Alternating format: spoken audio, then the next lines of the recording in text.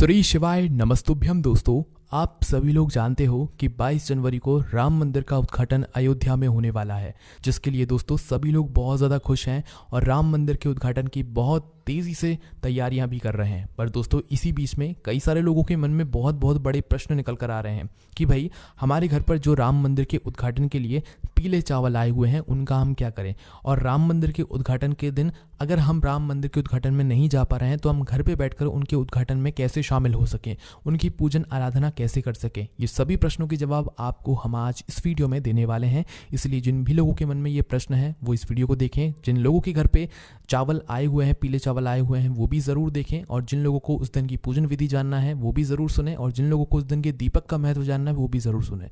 सबसे पहली चीज़ दोस्तों, आपके घर पर भी अगर पीले चावल आए हुए हैं तो वो आपके लिए निमंत्रण है अयोध्या राम मंदिर में जाने के लिए, ठीक है। पर दोस्तों आप सभी लोग जानते हो कि इतने सारे लोगों का, करोड़ों लोगों का एक साथ राम मंदिर अयोध्या पहुंचना बिल्कुल भी संभव नहीं है, ठीक है। वहां पर कोई भी व्यवस्था इतनी हो ही नहीं पाएगी करोड़ों लोगों के लिए। तो ज़्यादातर लोग जो है नहीं जा रहे हैं राम मंदिर के लिए उद्घाटन में, है ना। वो सभी लोग टीवी पर बैठकर या सोशल मीडिया के सहारे ही राम मंदिर के उद्घाटन को जो है देखेंगे। उसके बाद में दोस्तों अब हमें क्या करना चाहिए, हम कैसे उन पीले चावलों के द्वारा भगवान राम की प्राण प्रतिष्ठा कर सकते हैं, उनका आशीर्वाद ले सकते हैं, उनके आशीर्वाद स्वरूप समझकर उन चावलों की पूजन कर सकते हैं, और उस दिन कैसे किस जगह पर दीपदान कर सकते हैं, ये सारी जानकारी हम आपको बताते हैं। तो देखिए दोस्तों, जो आपके पास पीले चावल आए हुए हैं ना, वो स्वयं भगवान राम हैं, वो स्वयं भगवान राम जी का आशीर्वाद है, और उनके ज़रिए से आप लोग उस दिन अपने घर में भी प्राण प्रतिष्ठा का पूरा आनंद ले सकते हो। भले ही आप अयोध्या ना जा पाओ, राम मंदिर ना जा पाओ, पर उस दिन जो कुछ भी होने वाला है वो बैठकर आप अपने घर पर भी कर सकते हो। क्या विधि है वो हम लोग जानते हैं। देखिए, राम मंदिर के जो चावल आपके घर में आए हुए हैं, सबसे पहले तो इन चावल का आप महत्व समझ लो। भले ही आपके घर पर राम मंदिर अयोध्या का एक पीला चावल का दाना ही क्यों ना आया हो, वो आपके लिए बहुत ही ज़्यादा लाभदायी होगा, वो आपकी किस्मत को चमका सकता है, क्योंकि दोस्तों वो स्वयं भगवान राम जी का आशीर्वाद है। तो आपको करना क्या है, देखो इन चावलों का दानों का इतना महत्व है कि आप इसे जिस जगह पर भी रखेंगे आपकी वो जगह कभी खाली नहीं रहेगी। क्योंकि आप सभी लोग जानते हो कि अक्षय चावल, अक्षय को ही चावल कहते हैं। तो अक्षय का मतलब क्या होता है, जहाँ पर वो चीज़ कभी ख़त्म ही नहीं होती है ना। चावल का मतलब ही यही होता है। तो इसीलिए ये पीले चावल आप जहाँ पर भी रखोगे, चाहे आप अपनी घर की तिजोरी में रखोगे, चाहे जहाँ पर पैसा रखते हो, धन रखते हो, वहाँ पर रखोगे, वो जगह आपकी कभी खाली हो ही नहीं सकती। अगर आप अपने घर के भंडार में रखते हो, रसोई घर में रखते हो, रसोई घर में रखोगे तो भैया आपके घर का जो भोजन है वो हमेशा स्वादिष्ट ही बनेगा भगवान राम जी के आशीर्वाद से। अगर घर के भंडार में रख रहे हो, आपके भंडार कभी खाली ही नहीं होंगे। इतनी ताकत होगी इन पीले चावलों में। पर उसके पहले आपको इन पीले चावलों की अपने घर में प्राण प्रतिष्ठा या पूजन भी करनी होगी, क्योंकि ये पूरे एक तरीके से स्वयं राम भगवान है, ठीक है। तो करना क्या है, 22 जनवरी को जब भगवान राम की प्राण प्रतिष्ठा हो तो उस वक्त आपको अपने घर में भी भगवान राम जी की पूजन करनी है। कैसे पूजन करोगे, तो पूजन करने के लिए दोस्तों आप लोगों को तो उस दिन जिस समय भी पूजन हो, आप भी उस समय अपने घर के मंदिर में बैठकर पूजन करना। आपके पास जो पीले चावल आए हुए हों उन्हें या तो किसी कागज़ में मतलब रख लेना या तो पन्नी में रख लेना, ठीक है। वैसे उस समय अगर आप लोग कागज़ में रखो तो ज़्यादा सही रहेगा, क्योंकि वो आपको दिखते रहेंगे। पन्नी में रखोगे तो वही वो पैक रहेंगे, है ना। तो कागज़ में खोल कर आप लोग रख लेना और उन्हें भगवान राम समझना। अगर भगवान राम जी की तस्वीर हो, सीता जी की, लक्ष्मण जी की तस्वीर हो, तो वो भी आप अपने सामने रख सकते हो। ना भी हो तो ये चावल स्वयं आपके सामने भगवान राम, माता सीता जी और लक्ष्मण जी का स्वरूप एक बैठे हुए हैं, ठीक है। ऐसा समझना आप लोग। और जैसे जैसे आप लोग भगवान की पूजन करते हो वैसे वैसे इनकी पूजन करना। इनको भी तिलक करना, इनको भी फूल समर्पित करना, कुछ मिष्ठान के लिए आप कुछ भोग इनके लिए बनाना, मीठे के लिए, है ना। जैसे जैसे भगवान राम की अयोध्या में पूजन हो, उनकी प्राण प्रतिष्ठा हो, वैसे ही वैसे आप भी करते जाना। उस दिन आप सभी लोग जानते हो सोशल मीडिया पर आप लोगों को वहाँ की सीधी तस्वीरें कहीं ना कहीं से ज़रूर मिल जाएंगी। तो बस आप वो खोल कर बैठ जाना। खोल कर बैठने के बाद आप लोगों को क्या करना है, बस भगवान राम का आशीर्वाद लेना है। जैसे जैसे पूजन होती जाए वैसे वैसे पूजन करना है। अगर आपको समझ नहीं भी आता है तो जैसे आप भगवान की मतलब पूजन करते हो वैसे इनकी भी पूजन करना। कुछ फूल बचा लेना, कुछ मिष्ठान जो है आप लोग बिल्कुल तैयार करके रखना और भगवान राम को इसका भोग लगाना, ठीक है।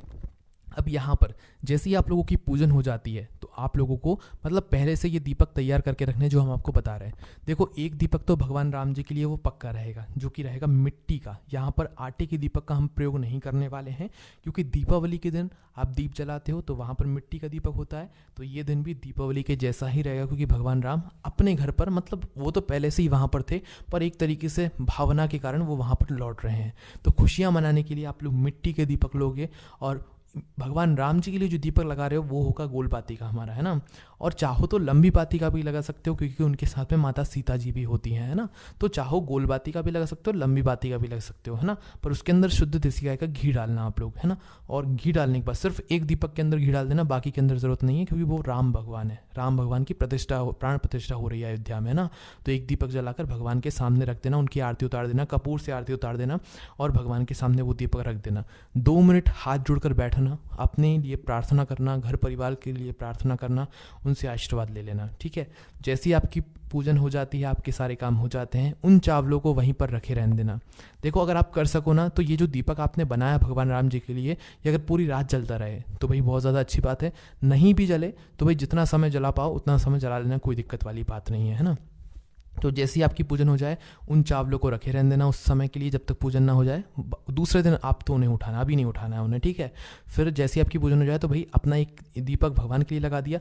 अब बाकी के दीपक जैसे दीपावली के दिन भी आप बाहर जाकर दीपक लगाते हो, अपने घर को पूरा रोशन करते हो, इस दिन भी आप लोगों को रोशन करना है। दीपक का मतलब ही होता है दीपदान करना, है ना। तो इस दिन भी आप लोग दीपदान करोगे। तो दीपदान किस किस जगह पर करोगे ये आपकी मर्जी है, किस किस जगह पर करोगे, बस आप अपने घर की किसी भी जगह को अंधेरे में मत रहने देना उस दिन, है ना। तो ये जो बाकी के दीपक बनाओगे ये आप लंबी बाती के बनाओगे। भगवान राम जी के लिए गोल बाती का भले ही बना लेना, पर बाकी के जो दीपक हैं वो लंबी बाती के बना लेना। उनके अंदर जो आपको तेल मिल जाए वो डाल देना और उनको जलाकर कुछ कुछ स्थान हम आपको बता देते हैं उन स्थानों पर रख देना, ठीक है। जैसे कि पहला जो दीपक है वो आप अपने घर के रसोई घर में जाकर रखना, ठीक है। रसोई घर में के बाद में दूसरा दीपक आप लोग ले जाकर रखना अपने घर की तुलसी मैया के पास में। तुलसी मैया के बाद में आप लोग ये जो तीसरा और चौथा दीपक होगा ये आप लोग जो है अपना घर के मुख्य द्वार पर 2 दीपक रखेंगे, एक इस साइड और एक इस साइड, ठीक है। तो मुख्य द्वार पर तीसरा और चौथा दीपक रख देना। और 5वां दीपक आप चाहो तो अपने पितरों के लिए रख सकते हो दक्षिण बाती का मुख करके, चाहे तो अपने घर में किसी भी स्थान पर रख सकते हो।